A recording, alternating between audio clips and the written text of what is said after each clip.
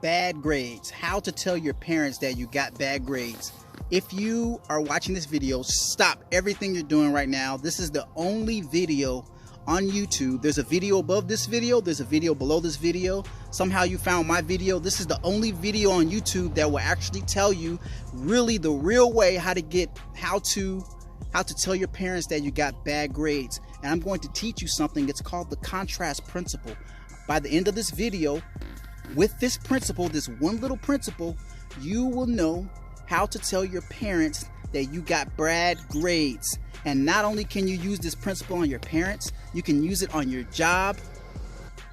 You can use this principle in college. You can use this principle for the rest of your life. So write this down. Get your iPad, get your iPhone, take notes, pull up notes, and write this down.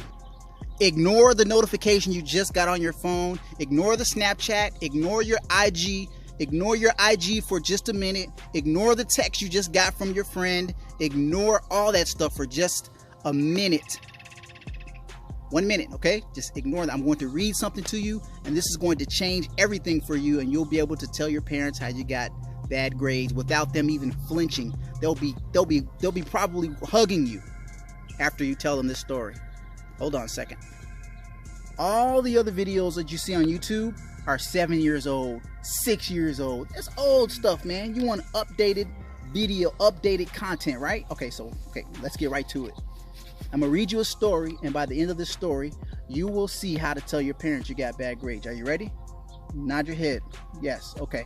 Remember, hey, at the end of this video, like, subscribe, hit that bell, all that good stuff, because I'm going to be uploading tons of videos, tons of content that is going to help you in your life, no matter who you are, no matter where you are, and no matter what age you are. Dear Mom and Dad, since I left for college, I have been remiss in writing, and I'm sorry for my thoughtlessness in not having written before. I will bring you up to date now, but before you read on, please sit down. You are not to read any further unless you are sitting down, Mom and Dad, okay? Well then, I am getting along pretty well now. The skull fracture and the concussion I got when I jumped out of the window of my dormitory when it caught on fire shortly after my arrival here, it's pretty well healed up now. I only spent 2 weeks in the hospital, only 2 weeks, and now I can almost normally and only get those sick headaches not once a day. Fortunately, the fire in my dormitory and my jump was witnessed by an attendant at the gas station near my dorm. And he was the one who called the fire department and the ambulance. He also visited me in the hospital, and since I had nowhere to live because of the burnt out dorm, he was kind enough to invite me to share his apartment with him. He is a very fine boy, and we have fallen deeply in love. Of course, you can tell this is a girl. We have fallen deeply in love and are planning to get married. We haven't got the exact date yet, but it will be before my pregnancy begins to show up. Yes, Mom and Dad, I am pregnant. I know you're looking forward to being grandparents, and I know you will welcome the baby and give it the same love and devotion and tender care you gave me when I was a child.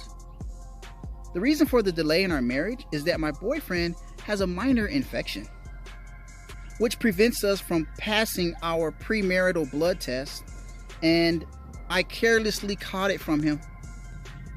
Now that I have you up to date, I want to tell you that there was no dormitory fire. I did not have a concussion or skull fracture.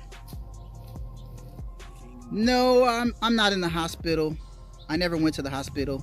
There's no concussion. There's no skull fracture. No, I'm not pregnant. I'm not engaged. I'm not infected. And there is no boyfriend.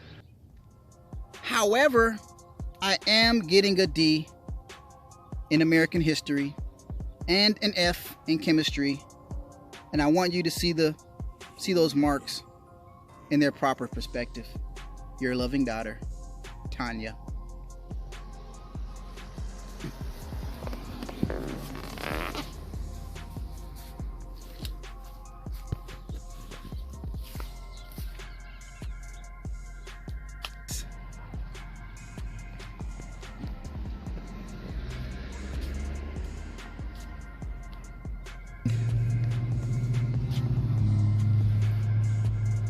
These fucking cars.